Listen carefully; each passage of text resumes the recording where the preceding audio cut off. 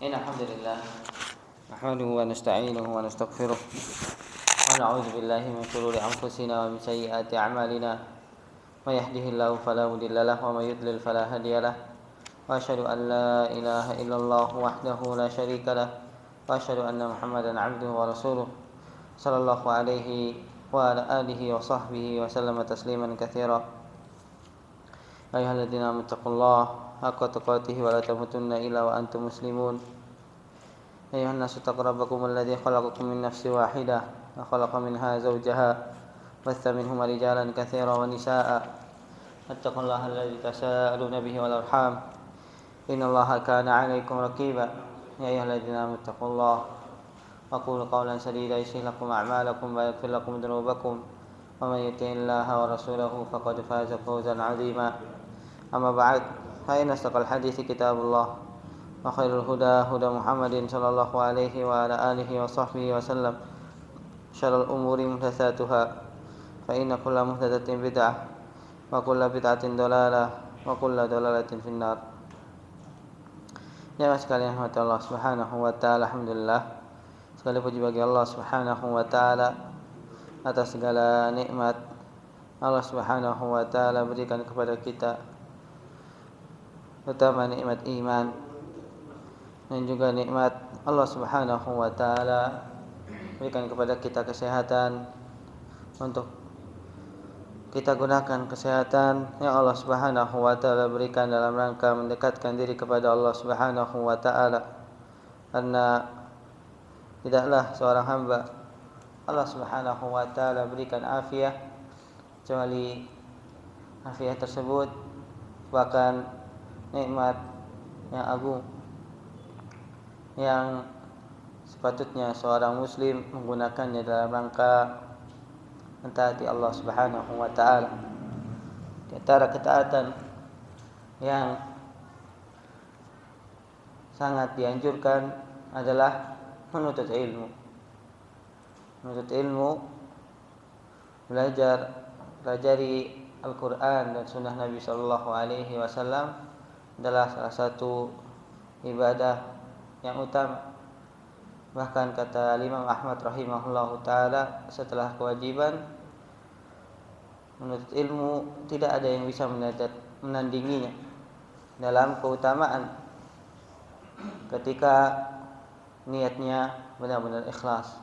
Tidak saluhatin niyah, kata Imam Ahmad rahimahullahu taala.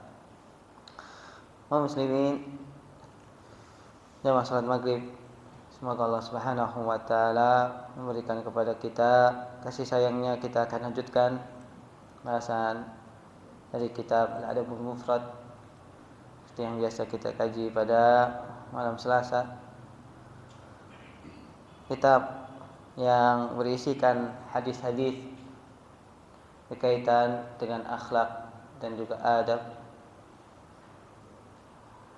yang telah dicontohkan oleh baginda Nabi Muhammad sallallahu alaihi wa ala alihi wasallam, dan itu juga diriwayatkan beberapa keteladanan dari para sahabat Rasulullah sallallahu alaihi wa ala alihi wasallam, hingga kita sebagai seorang muslim hendaknya menghiasi diri kita dengan akhlak yang mulia. Kita sampai pada hadis 293. Qala al-Imam Al-Bukhari rahimahullahu taala, haddatsana Muhammad ibn Sallam qala akhbarana Abu Muawiyah an al-A'mash an Shaqiq an Abi Mas'ud al-Ansari radhiyallahu anhu qala qala Rasulullah sallallahu alaihi wasallam, husiba rajulun mimman kana qablakum falam yujad lahu minal khairi illa annahu qad kana rajulan yukhalitun nas wa kana musira fakana ya'muru gilmanahu an yatajawazu 'anil mu'sir. Qala Allahu 'azza wa jalla fa nahnu ahaqqu bidzalika min fatajawaza 'anhu. Al-Imam Al-Bukhari rahimahullahu taala meriwayatkan hadis dari gurunya Muhammad Ibnu Sallam. Ada riwayat yang mengatakan Muhammad, dia dibacanya dengan Muhammad ibn Salam. Tapi yang lebih kuat dibacanya adalah Muhammad ibn Salam al-Bikandi rahmatullahi ta'ala alaihi, salah seorang ulama ahli hadis yang thiqah, yang Allah Subhanahu wa taala berikan kemuliaan kepada beliau menjadi perawi kitab Bukhari dan Muslim. Pernah kita sampaikan biografinya jamaah sekalian, beliau rela mengeluarkan uang 1 dinar 4 juta agar bisa menulis apa yang disampaikan oleh gurunya saat pena yang beliau gunakan patah. Qalamun bidinar. 1 pena harganya 1 dinar. Maka orang pada melempari beliau. 1 dinar kalau dihitung 4 juta lebih. Tapi jamaah sekalian, ilmu tidak bisa menandingi harta. Dan apa yang dilakukan oleh beliau berbuah jamaah. Beliau menjadi salah seorang perawi yang thiqah. Bahkan hadisnya diriwayatkan oleh Imam Bukhari dan Muslim.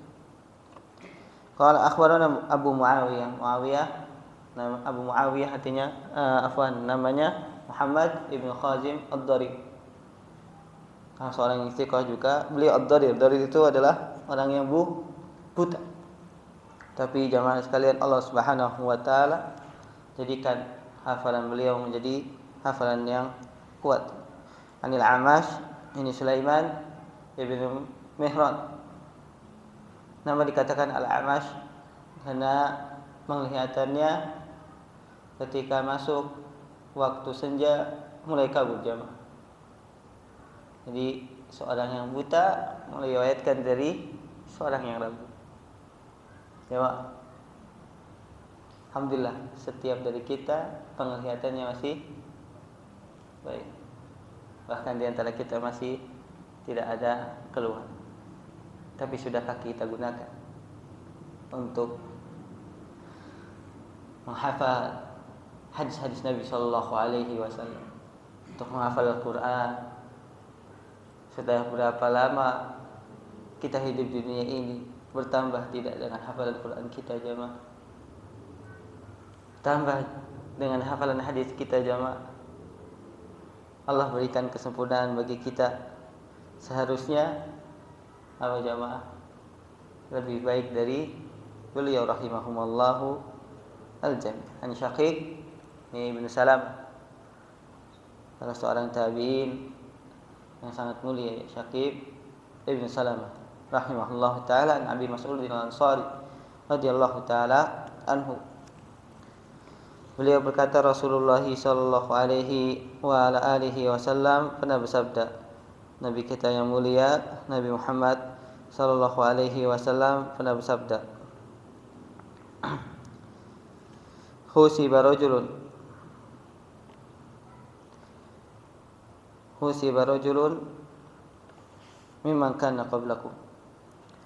Telah dihisab orang-orang sebelum kalian. Allah taala alam, maksudnya di sini husiba artinya nanti akan dihisab orang-orang sebelum kalian. Karena hari hisab belum terjadi jamaah. Walaupun pakai siagnya, ungkapan yang menunjukkan telah terjadi, tetapi ini yang akan datang maksudnya. Husiba man kana rajulun kana qablakum falam yujad lahu minal khair illa annahu qad kana rajulan. Dia tidak mendapatkan di dalam catatan amalnya kebaikan jamaah. Bayangkan, tidak ada kebaikan. Nabi SAW yang mengatakan sendiri, falam yujad lahu minal khair, tidak ada kebaikan yang bisa dibanggakan, illa annahu qad kana rajulan, kecuali bahwasanya dia adalah seseorang yang bermuamal, yang berinteraksi dengan manusia. Wa kana musira, dan dia adalah orang yang selalu memberikan kemudahan, memberikan masa tenggang, memberikan penundaan orang yang berhutang kepada beliau.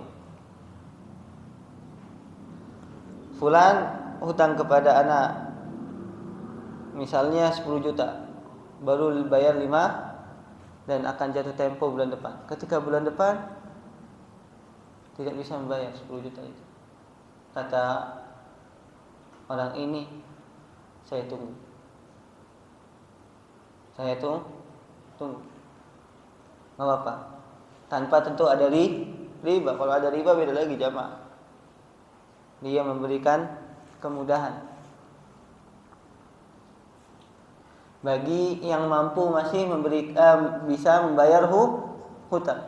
Kelihatan orang yang berhutang kepada dia itu masih memiliki usaha. Saat jatuh tempo, orang tersebut yang berhutang kepadanya tidak bisa membayar. Akhirnya diberikan tangguh waktu. Saya pernah tambahkan 1 bulan, tambahkan lagi 2 bulan, sampai akhirnya bisa membayar. Fakana ya'muru gilmanahu, dan dia memerintahkan juga kepada budaknya, kalau seandainya orang yang berhutang kepadanya adalah orang yang memang tidak mampu lagi membayar, mu'sir. Ini perbedaan antara musir dengan mu'sir jamaah.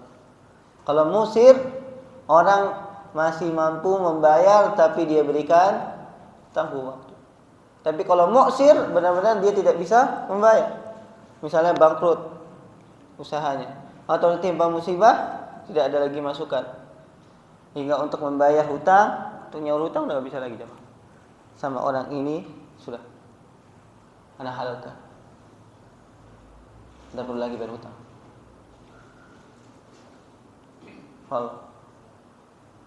Kalau di zaman sekarang jamaah, orang kayak gini haji mumpu, benar gak? Allahul musta'an. Sekarang afwan akhi kalau hutang, dia hutang mukanya melasih, ya Rabb, tapi pikiran ditagih, Allah lebih galak daripada yang punya uang, dari yang memberikan hutang. Kata Allah Subhanahu wa taala, fa nahnu ahaqqu bidzalika minhu fatajawaz anhu. Kata Allah Subhanahu wa taala, kami ini lebih berhak dari dia. Dia memaafkan orang, dia membebaskan hutang orang. Sekarang kami yang akan membebaskan. Jemaah yang dirahmati Allah Subhanahu wa taala, perkara uang jangan membuat seseorang itu akhirnya hilang perkawanannya. Kita hidup di dunia ini sebentar. Kehidupan dunia ini hanya sebentar. Allah Subhanahu wa taala maafkan dia. Siapa yang tidak mau? Taruhlah jamaah, kita telah memberikan hutang ke fulan, kita berikan hutang ke fulan, kemudian kita berikan tangguhan, atau akhirnya kita memaafkan dia. Tidakkah kita mau dimaafkan oleh Allah Subhanahu wa taala seperti orang ini? Apa harganya antara 2 juta, 5 juta dengan surga yang seluas langit dan bumi dan selama-lamanya jauh. Tapi ingat, ini bagi orang yang benar-benar Masya Allah. Tapi kepada orang yang suka tidak mau membayar hutang, jangan dikasih jamaah, dan malah ketagih. Bukan pelit, tapi apa? Memberikan pelajaran bahwa jangan seorang muslim bermudah-mudahan dalam masalah hutang. Karena seorang yang syahid, semua dosanya akan diampuni kecuali apa? Kecuali hutang. Bahkan Nabi SAW tidak mau mensolatkan orang yang memiliki hutang, padahal hutangnya tidak terlalu banyak.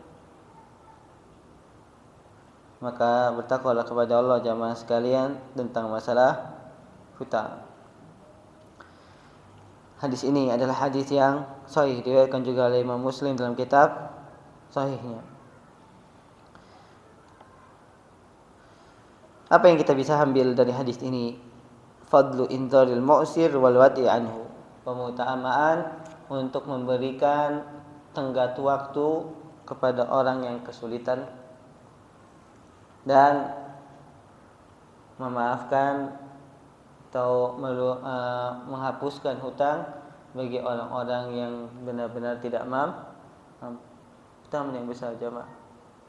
Allah Subhanahu wa taala sediakan ampuna. Yang kedua, fadlul musamahati fil iqtida wa fil istifa. Keutamaan memberikan kerelaan ketika menagih hutang atau membayar hutang. Ya sekalian Allah Subhanahu wa taala, seorang yang terbaik tentu ketika dia berhutang dia berusaha untuk membayar. Kalau bisa tanpa ditagih oleh yang memberikan hutang, dia sadar diri. Karena Nabi SAW pernah bersabda, rahimallahu ra'an samhan idza ba'a wa idza ishtara wa idza iqtada.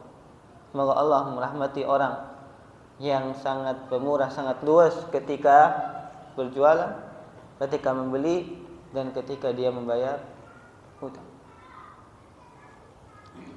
Yang ketiga, jawazu tawkil abid wal idni lahum fit tasarruf fi amwali malikihim.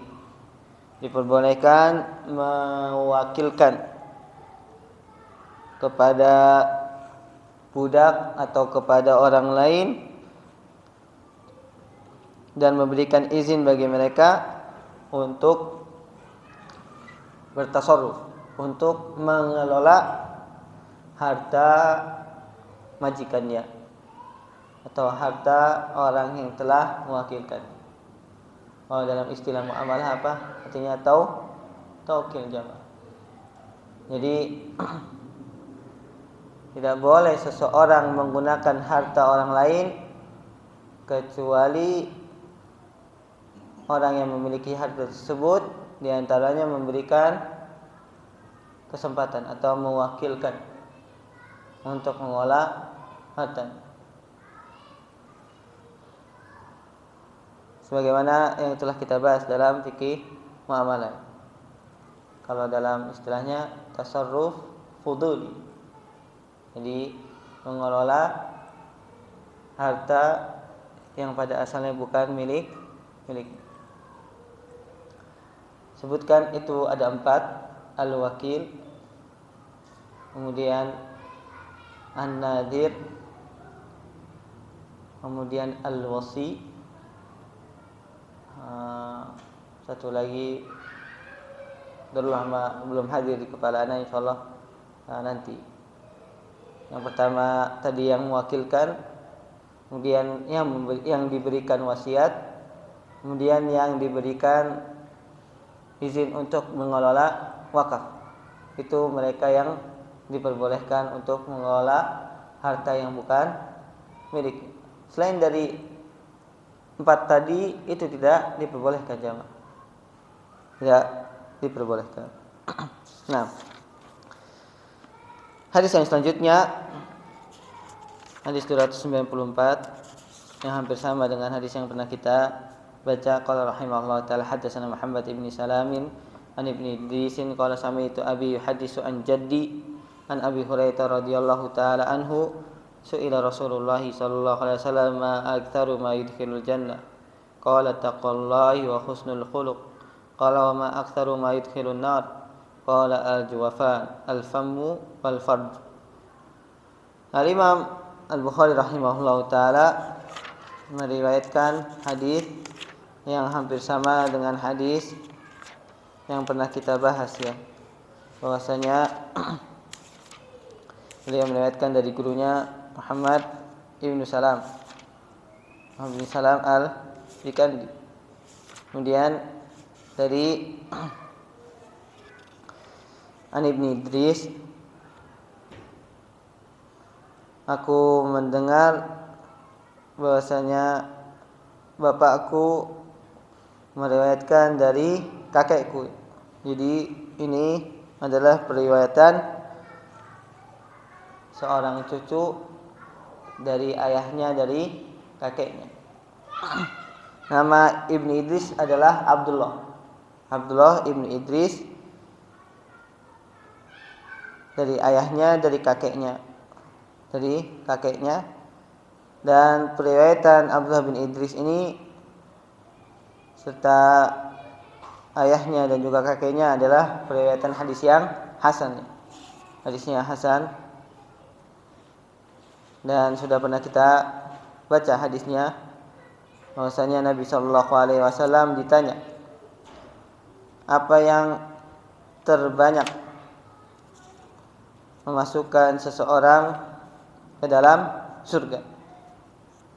Riwayat yang sebelumnya Al-Imam Bukhari meriwayatkan dari gurunya Abu Nuaim, Fadl Ibnu Lukai.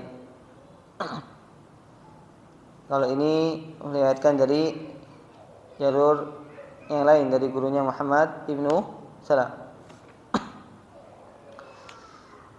Maka jawaban Nabi SAW, taqwallah, bertakwa kepada Allah dan akhlak yang baik.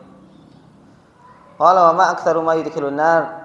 Dan Nabi SAW ditanya, amalan apa yang paling membuat seseorang terjerumus ke dalam neraka? Maka Nabi SAW bersabda, al-ajwafan, 2 lubang. Itu apa jamaah? Yang mesti ingat? Apa? Ayo, mulut dan kemaluan. Al-famu wal farj. Al-fam mulut, al-farju adalah apa? Kemaluan. Maka 2 hal ini yang banyak memasukkan manusia ke dalam neraka. Naudzubillahi min dzalik. Nah, Anda sudah dapat satu lagi wali ya jemaah. Jadi 4 orang yang menjadi kriteria orang yang bisa mengelola harta yang bukan miliknya. Yang pertama wakil, yang kedua al-wasi, yang ketiga al-wali, yang keempat adalah an-nadhir. Ini 4 orang yang bisa mengelola harta yang bukan miliknya. Selain dari 4 ini tidak boleh. Tidak boleh. Nah, hadis yang selanjutnya jamaah sekalian, kata Imam Bukhari rahimahullah taala, hadatsana Ibrahim bin Munziri qala hadatsana Ma'an an Muawiyah an Abdurrahman bin Jubair an abihi an Nawas bin Sam'an Ansari annahu sa'ala Rasulullah SAW anil birri wal ithm. Qala al birru husnul khuluq wal ithmu ma hakka fi nafsika wa karihta an yattali alaihi an-nas. Imam Bukhari rahimahullah taala meriwayatkan dari gurunya Ibrahim Ibnu Munzir dari Ma'an ini Ibnu Isa dari Muawiyah, ini bukan Muawiyah sahabat ya. Ini Muawiyah pada generasi tabi'ut tabi'in.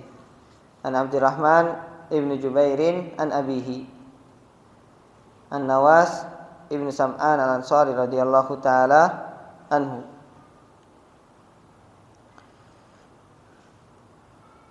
Bahwasanya beliau bertanya kepada Nabi sallallahu alaihi wa ala alihi wasallam tentang albir. Beliau bertanya tentang albir. Apa itu kebaikan? Wal ithm, dan keburukan. Maka Nabi SAW menjawab, albirru husnul khuluq. Kebaikan itu adalah akhlak yang terpuji. Kata para ulama, sebenarnya makna kebaikan atau amalan soleh itu tidak hanya akhlak yang terpuji, masih banyak akhlak yang lain. Masih banyak amalan yang lain yang menjadi kebaikan. Akan tapi Nabi SAW menyebutkan husnul khuluq karena termasuk amalan yang sangat agung. Makanya Nabi SAW menyebutkan husnul khuluq. Ini senada dengan yang disabdakan oleh Nabi SAW tentang haji. Al-hajju Arafah. Haji itu adalah Arafah. Bukan merupakan maknanya seorang itu haji sudah cukup wukuf Arafah, sudah selesai rukunnya, tidak. Karena masih ada rukun yang lain. Namun wukuf di Arafah ini merupakan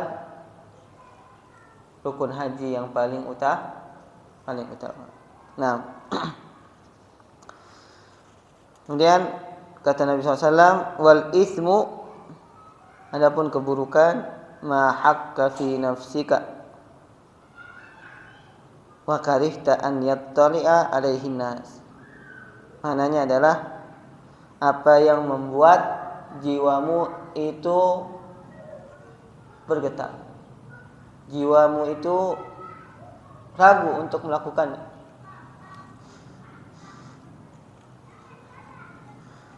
Wa karihta an yattali'a alaihin nas, dan engkau malu atau engkau benci kalau seandainya apa yang telah engkau lakukan itu dilihat oleh manusia.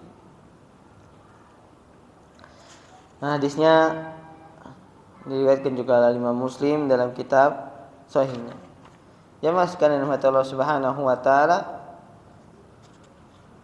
pertanyaan Nabi sallallahu alaihi wasallam merupakan pertanyaan kepada Nabi SAW, pertanyaan yang sangat mulia ya dari salah seorang sahabat berkaitan dengan kebaikan dan keburukan. Dan hadis ini juga dijadikan oleh Imam Nawawi rahimahullahu taala sebagai hadis yang menjadi pondasi dimasukkan beliau dalam hadis Al-Arba'in An-Nawawi. Dan sudah pernah kita bahas pembahasannya, namun kita mengulang lagi jamaah agar kembali teringat ya, bahwasanya kebaikan yang dijawab oleh Nabi Shallallahu Alaihi Wasallam itu sangat banyak. Namun beliau menyebutkan bahwasanya kebaikan yang utama adalah akhlak yang terpuji. Kata Syekh Muhammad Said Ruslan hafizallahu taala, albirru masuk di sini adalah asilah, menyambung tali silaturahim, wasidku, kejujuran, wal muru'ah, menjaga muru'ah, wa husnus sulfah, pandai baik dalam bergaul, wa husnul ishrah, baik dalam bergaul bersama keluarga, wa husnut ta'ah, bagus dalam ketaatan. Maka lafaz albirri ini adalah lafaz yang jami, yang mengumpulkan semuanya. Adapun al-itsmu, adapun keburukan, ma hakka, dalam riwayat yang lain ma hakka, apa yang membuat jiwamu itu bergetar, merasa tidak nyaman jamaah, antara ingin melakukannya dengan tidak melakukannya. Dan ini tentu di dalam hati seorang yang beriman. Orang yang hatinya bersih ketika dia ingin melakukan maksiat, dia maju mundur dia. Benar gak? Saya mau melakukannya atau tidak? Mau tidak. Kenapa? Dia tahu itu sebuah maksiat. Beda jamaah kalau dia adalah orang yang fajir, orang yang fasik. Karena sudah terbiasa dengan, bahkan naudzubillah menjadi candu jamaah. Kalau enggak maksiat, itu hati enggak tenang. La ilaha illallah. Kalau hari ini saya belum melakukan maksiat itu, kayaknya ada yang kurang.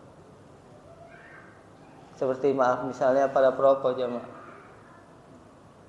Kenapa? Karena mereka sudah terbiasa dengan maksiat. Hingga ketika maksiat tersebut terhalangi, seolah-olah ada yang paham di sini jamaah. Ini di dalam hati seorang yang beriman. Ketika dia ingin melakukan kemaksiatan, maka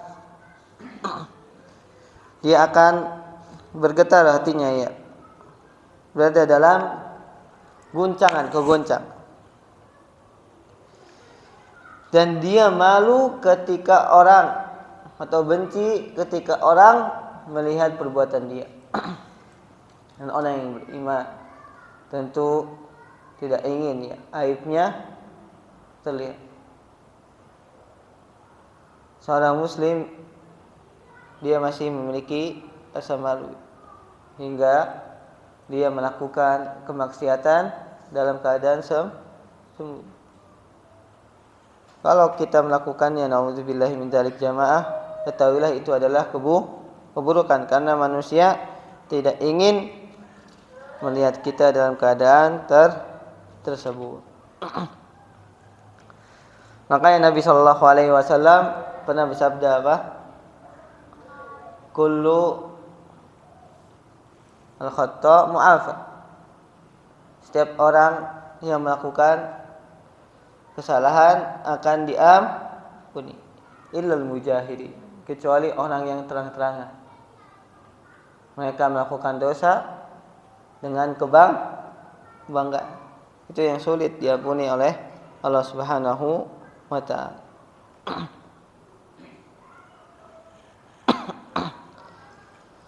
Kata Syekh di sini sebutkan, idzan hadza dhabit wa laysa qa'idah.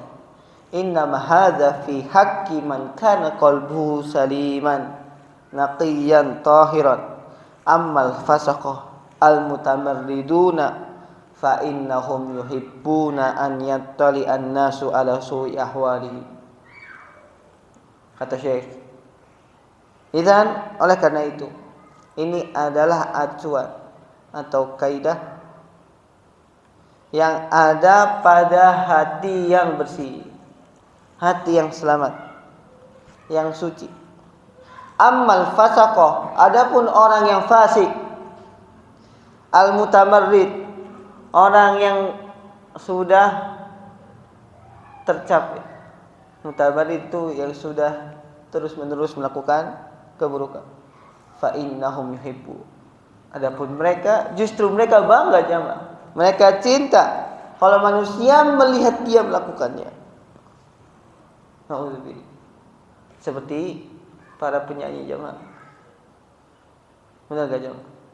Para pemainmu. Dan kalau para akhwat, nauzubillah, memamerkan aurat. Justru semakin orang melihat dia, semakin orang menjadikan dia sebagai follower ya, dia semakin bangga jamaah. Padahal yang dipertontonkan adalah maksiat. Nauzubillahi min dzalik. Fa innahum yujahiruna bil ma'asi. Mereka lah adalah orang yang melakukan kemaksiatan dengan terang-terangan. Kata Nabi SAW, kullu ummati mu'afan ilal mujahirin, wa inna minal mujaharah an ya'mal rajulu bil laili 'amalan thumma yusbihu wa qad satarahu Allahu alaihi fayaqul ya fulan amiltul barihah kadza wa kadza wa qad bata yasturuhu rabbahu wa yusbihu yakshifu sitrallahi anhu. Kata Nabi SAW dalam hadis riwayatkan oleh Imam Bukhari dan Muslim, setiap umatku akan diampuni kecuali orang yang terang-terangan dalam berbuat maksiat. Dan di antara orang yang terang-terangan melakukan maksiat, seseorang melakukan maksiat di malam hari, kemudian di pagi hari Allah Subhanahu wa ta'ala telah menutupinya. Kan tapi dia mengatakan kepada temannya, wahai fulan, aku malam tadi melakukan hal ini dari maksiat. Padahal di malam tersebut Allah telah menutupinya. Wa yusbihu yaksifu sitrahu, dan di pagi hari justru dia menceritakan apa yang telah dia perbuat dan membuka sesuatu yang telah Allah Subhanahu wa taala tutup. A'udzubillahi min dzalik.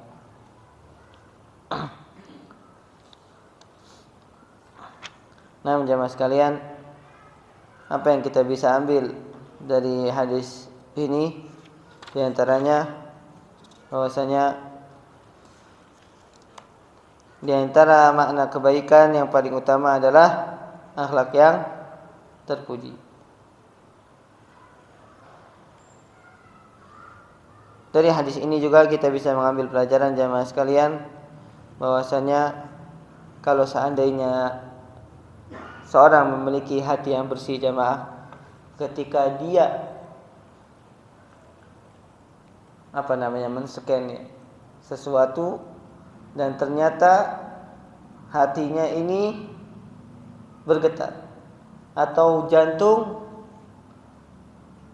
berdegup, dakduk ya, ketahuilah itu sebuah kemaksiatan. Maka saat itulah dia ingat akan ancaman dari Allah Subhanahu wa taala dan bertakwa kepada Allah Subhanahu wa taala hingga dia berusaha untuk mengalahkan hawa nafsunya agar tidak melakukan kemaksiatan. Dari hadis ini juga kita bisa mengambil pelajaran bahwasanya saat terjadi perselisihan jamaah dalam masalah fikih, kemudian kita masih melakukan antara halal dengan haram. Ketika kita melakukan ada rasa tidak enak. Dan ini sama-sama kuat jamaah.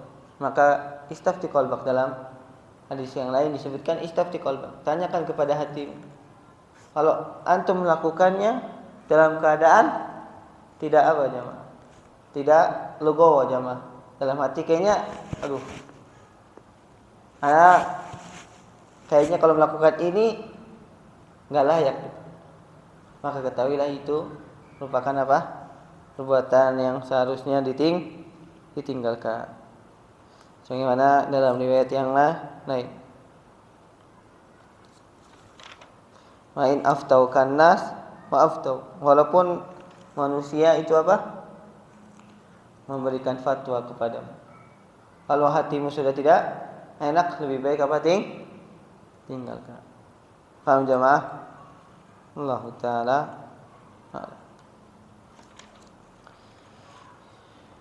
Beliau memberikan misal seperti dalam ibadah.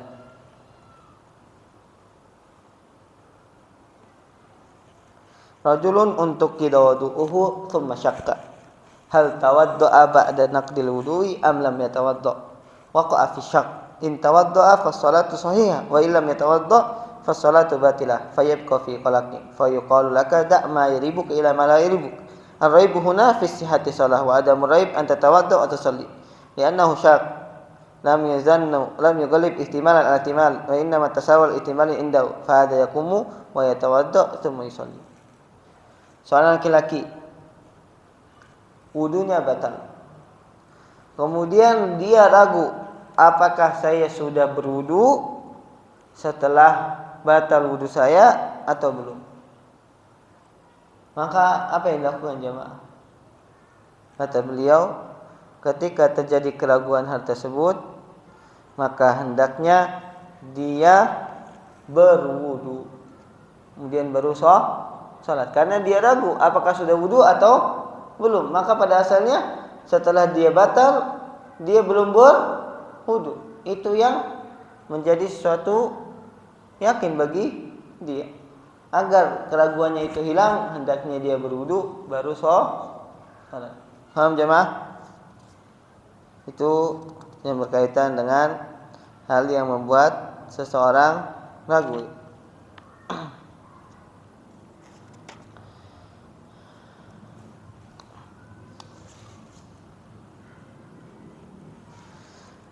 Itu juga dalam masalah muamalah, misalnya seorang melakukan pernikahan, lau syakka insan fi syahidain nikah hal huma dzawa adalatin aw la fayuqalu lahu idza kana al-amru qad tamma wa intaha faqad intaha ala sihha fada'ir raiba wa syak li'anna al-asla fil uqudi sihha hatta yaquma dalilun ala fasad. Kalau seandainya seseorang ragu ketika menikah, apakah dua saksinya jamaah adalah dua saksi yang memiliki keadilan hingga diterima persaksiannya atau tidak? Wah, ana rajul fulan yang memberikan saksi kayaknya gimana? Maka kata beliau, idza kana qanal amru qattam. Kalau seandainya akad tersebut sudah selesai, kemudian keraguannya datang setelahnya, maka kata beliau, hilangkan keraguan tersebut. Karena pada asalnya akadnya telah sah. maka tinggalkan keraguan tersebut, karena keraguan itu termasuk termasuk dari maksiat, termasuk dari hal itu yang membuat hati engkau bergetar. Paham di sini jamaah? Baik. Hadis yang selanjutnya jamaah sekalian,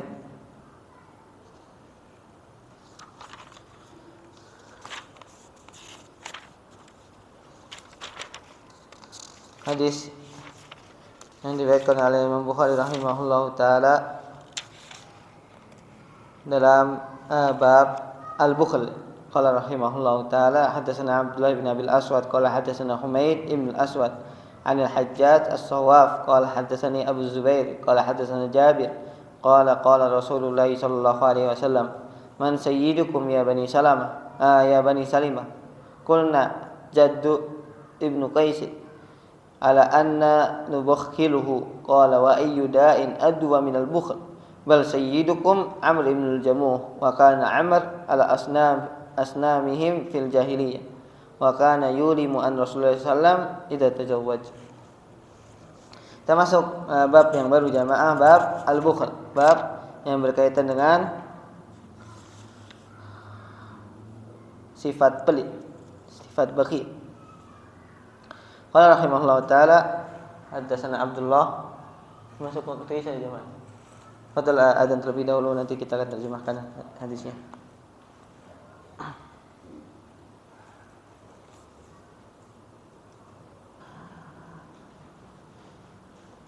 Alhamdulillahirabbil alamin wassalamu barak ala nabiyina Muhammadin wa ala alihi wa ashabihi wa tabi'in bi ihsan ila yaumil wa ba'd. Kata Imam Bukhari rahimahullahu taala telah menceritakan kepada Abdullah bin Abil Aswad dari Humaid ibn al-Aswad dari Hajjaj as-Sawaf, telah menceritakan kepadaku Abu Zubair.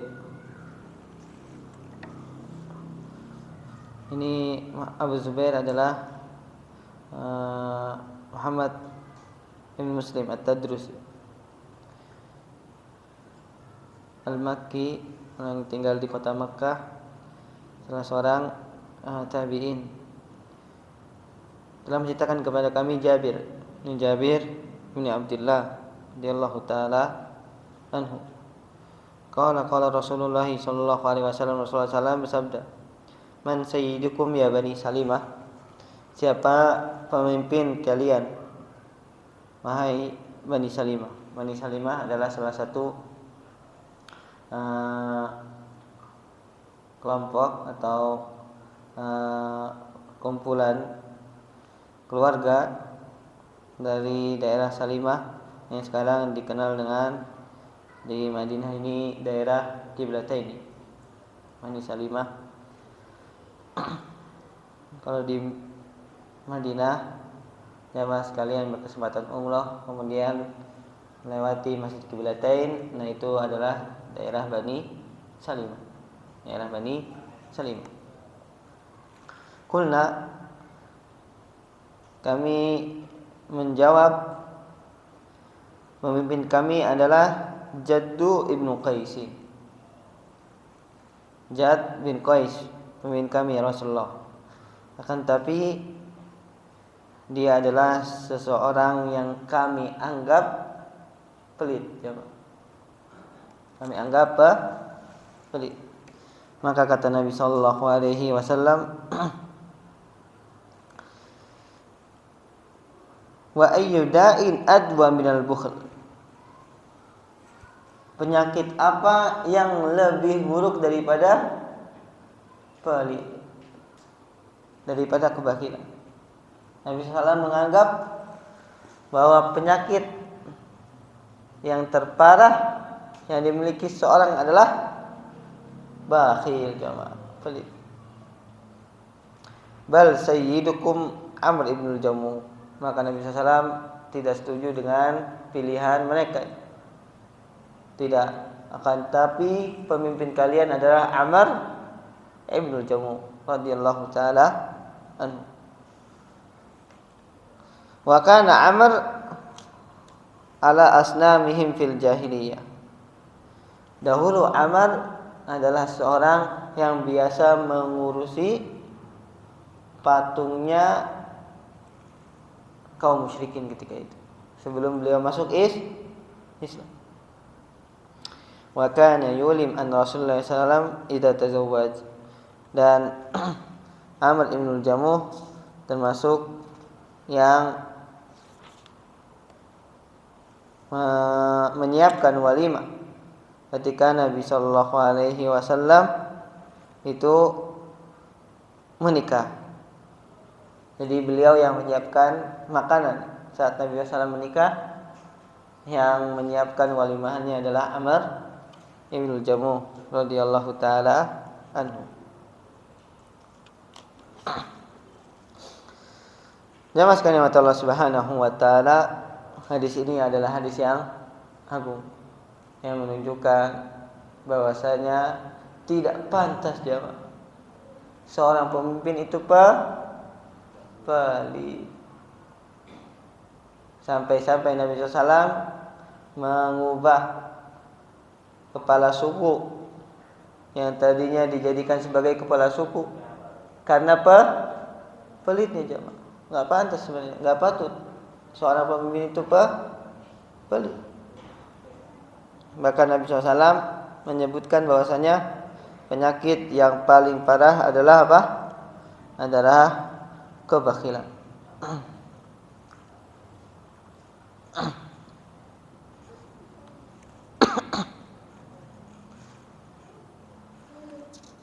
Kata Syekh Said Ruslan hafizallahu taala,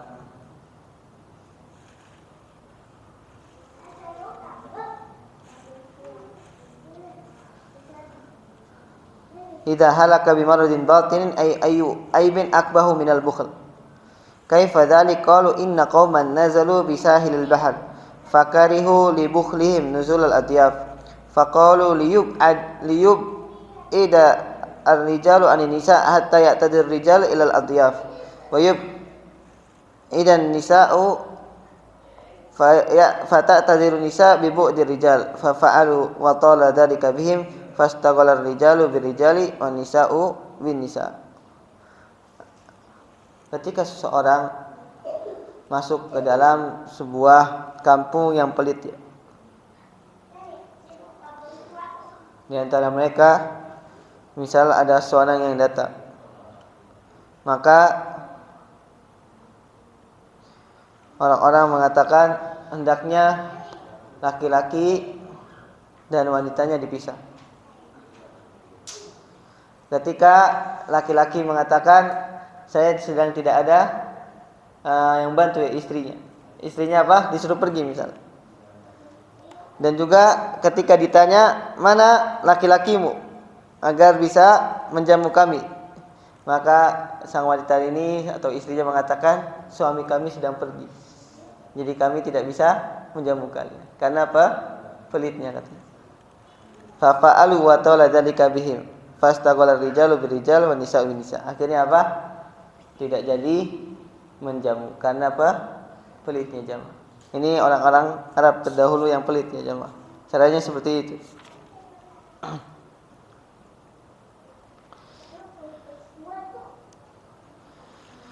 Maka jamaah sekalian mata Allah Subhanahu wa taala, hendaknya kita menjauhi sifat pelit, apalagi kita sebagai seorang pemimpin keluarga, seorang ayah, seorang suami, hendaknya jangan pelit.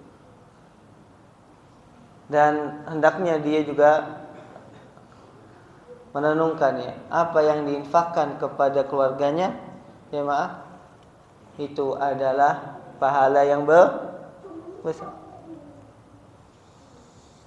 Ketika Nabi sallallahu alaihi wasallam didatangi oleh seseorang, Rasulullah, aku memiliki dinar, maka siapa yang paling berhak aku berikan. Maka Nabi SAW, anfik ala nafsik, sama nafkahkan kepada diri. Rasulullah, ada tambahan lagi, anfik ala ahlik, infakkan kepada apa? Keluargamu. Karena ada sebagian orang jamaah menganggap ketika memberikan kepada keluarganya itu bukan merupakan sebuah keutamaan. Tapi ketika dia berikan kepada kawannya, berikan kepada orang miskin, dianggap itu pahalanya lebih besar. Padahal konsepnya bukan seperti itu. Kata Nabi SAW, la an anfaqta malaka li ahlika khairun min an anfaqta ala ghairihi. Kama qala Nabi SAW, seorang berinfak, seorang memberikan nafkah kepada keluarganya itu lebih baik dan lebih besar pahala dibandingkan dia memberikan sedekah kepada selain mereka. Paham di sini jemaah? Maka seorang pemimpin keluarga hendaknya jangan pelit. Sebagaimana Nabi menyebutkan tadi, tidak pantas seorang pemimpin itu pelit. Makanya Nabi SAW menggantikan apa? Menggantikan kepemimpinan pemimpin yang pelit. Dari hadis ini juga kita bisa mengambil pelajaran jamaah sekalian bahwasanya Nabi Shallallahu Alaihi Wasallam sangat mementingkan orang-orang yang ada di sekitar beliau Shallallahu Alaihi Wasallam. Beliau bertanya akan keadaan orang-orang di sekitarnya. Siapa kepala suku kalian? Siapa pemimpin kalian? Likai yata'arrafa sifatihi wa khisalahu in kana yasluhu litara'us alaihim amla. Agar Nabi SAW bisa memberikan masukan, apakah orang tersebut pantas untuk jadi pemimpin atau ketua suku atau tidak. Kalau sekarang jamaah mungkin jadi bupatinya misalnya, atau jadi misalnya wali kotanya jamaah. Nabi SAW bertanya, siapa yang pantas dijadikan sebagai pemimpin di daerah tersebut, agar Nabi SAW bisa melihat apakah dia pantas untuk dijadikan wakil. Kalau kita wakil daerah jamaah atau tidak. Paham di sini? Yang ketiga, jawazul ghibah lil maslahah. Bolehnya ghibah kalau seandainya ada maslahah. Di anna Nabi sallallahu alaihi wasallam aqarrahum ala ma qalu wa dhammal bukhla walau taharraju min dzalika lakanatil mafsadatu kabira. Karena Nabi SAW menyetujui apa yang mereka lakukan, apa yang mereka katakan tentang pemimpin mereka, dan Nabi memperingatkan tentang kebakhilan. Kalau seandainya mereka tidak memberitahu Nabi SAW, niscaya mafsadatnya lebih besar. Berarti di sini ada maslahat jamaah untuk ghibah. Tapi kalau ghibah nggak ada maslahat, apalagi apa yang digibahkan ternyata tidak memiliki hubungan ya jamaah. Kita gibah sini pemimpin di mana? Paham di sini? Tidak ada merubah, tidak ada keadaan yang bisa diganti. Kalau ini gibah kepada siapa? Pemimpin yang lebih tinggi hingga akhirnya diganti kepemimpinan. Nah, kalau kita menggibah jamaah pemerintah, nyata tidak ada manfaatnya, betul enggak? Maka dosanya kembali kepada kita. Paham di sini jamaah? Di antara yang kita bisa ambil dari hadis ini juga, la syai'a a'dhamu min da'il bukhli. Tidak ada penyakit yang lebih besar daripada kebakhilan. Nah, dan yang terakhir, ikhtiarul ahsan wa intiqaul afdal li maslahatil asyirah. Hendaknya jadikanlah seorang pemimpin atau seorang wakil daerah yang paling terbaik dan yang memiliki akhlak yang terpuji, agar maslahatnya kembali kepada orang-orang yang dibawa kepemimpinannya. Hadza wallahu taala alam wa sallallahu alaihi wasallam baraka an'am ala nabiyina Muhammadin wa ala alihi washabihi wasallam wa manfaat. Subhanakallahumma wa bihamdika asyhadu an la ilaha illa anta astaghfiruka wa atubu ilaik. Assalamualaikum warahmatullahi wabarakatuh.